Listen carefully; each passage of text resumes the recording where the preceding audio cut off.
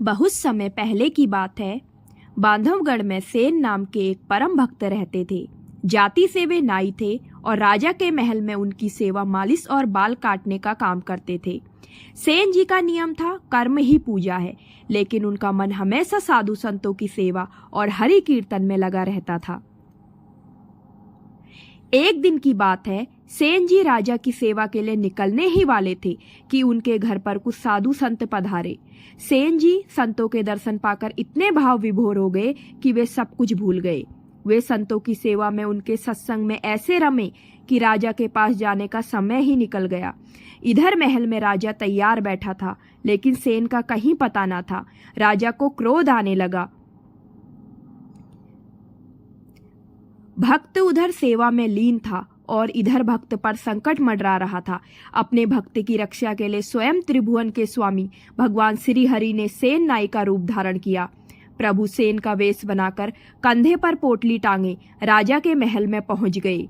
जैसे ही प्रभु ने राजा के शरीर को स्पर्श किया, राजा का रोम रोम पुलकित हो उठा। राजा को आज ऐसी शीतलता और ऐसा आनंद मिल रहा था जो उसे जीवन में कभी नहीं मिला था। राजा का पुराना दर्द गायब हो गया। राजा ने हैरान होकर कहा, अरे सेन, आज तुम्हारे हाथों में कैसा जादू है? आज तक मुझे ऐसा सुख कभी नहीं मिला। भगवान मुस्कुराते और चुपचाप अपना काम करके चले जाते। इधर घर पर जब सत्संग समाप्त हुआ तो सेन जी को होश आया। अरे, अनर्थ हो गया। राजा की सेवा का समय तो कब का बीत गया।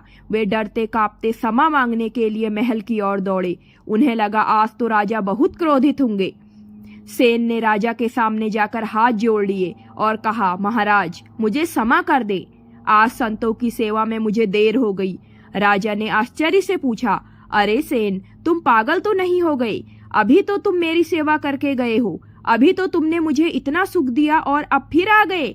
सेन जी समझ गए, यह मेरा काम नहीं, यह तो मेरे सावरिया का काम है। सेन जी की आंखों से झरझर आंसू बहने लगे।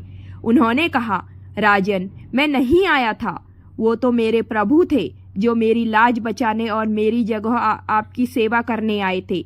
यह सुनकर राजा का अहंकार चूर चूर हो गया। राजा सिंहासन से उतरकर सेन जी के चरणों में गिर पड़े और बोले, सेन, तुम धन्य हो। तुम्हारे कारण आज मुझे साक्षात ईश्वर के स्पर्श का अनुभव हुआ। मित्रों, भगवान अपने भक्तों के लिए छोटे से छोटा काम करने में भी संकोच नहीं करते। बस जरूरत है तो सेन जी जैसे सच्चे विश्वास की।